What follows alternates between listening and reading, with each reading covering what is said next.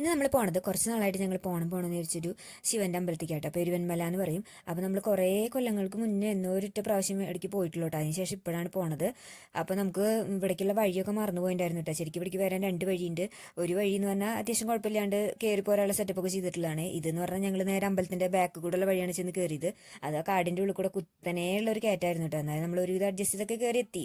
അവിടെ എത്തിയപ്പോഴാണെങ്കിൽ നട അടച്ചിട്ടൊക്കെ ആയിരുന്നു. അപ്പോൾ നമ്മളവിടെ കുറച്ച് നേരം ഇരിക്കേണ്ടി വന്നു നട തുറക്കാൻ വേണ്ടിയിട്ട്.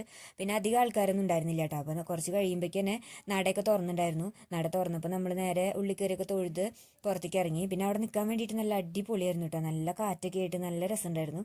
പിന്നെ അതിൻ്റെ മുകളിൽ നിന്ന് ഏകദേശം നമ്മുടെ സോഫ സീറ്റ് വരെ കാണാൻ പറ്റും കേട്ടോ. പിന്നെ നമ്മൾ തൊഴുതിറങ്ങിയിട്ട് നേരെ അമ്പലത്തിന് വലം വെച്ചു. അത് കഴിഞ്ഞിട്ട് നമ്മൾ ആലിൻ്റെ അവിടെ ഒരു ആൽമരം ഉണ്ടായിരുന്നു. അപ്പോൾ ആലിൻ്റെ ചുറ്റും 7 പ്രദക്ഷിണം വെക്കുമല്ലോ. അപ്പോൾ അതൊക്കെ ചെയ്തു. അതിനുശേഷം നമുക്ക് അവിടെ ഉള്ളൊരു ചേട്ടൻ പാൽപ്പായസമൊക്കെ തന്നു കേട്ടോ. അപ്പോൾ അതൊക്കെ കഴിച്ചു. പിന്നെ നമ്മൾ കുറച്ച് നേരം കൂടെ അവിടെ നിന്നു. അവിടെ നിൽക്കാൻ വേണ്ടിയിട്ട് നല്ല രസമുണ്ടായിരുന്നു.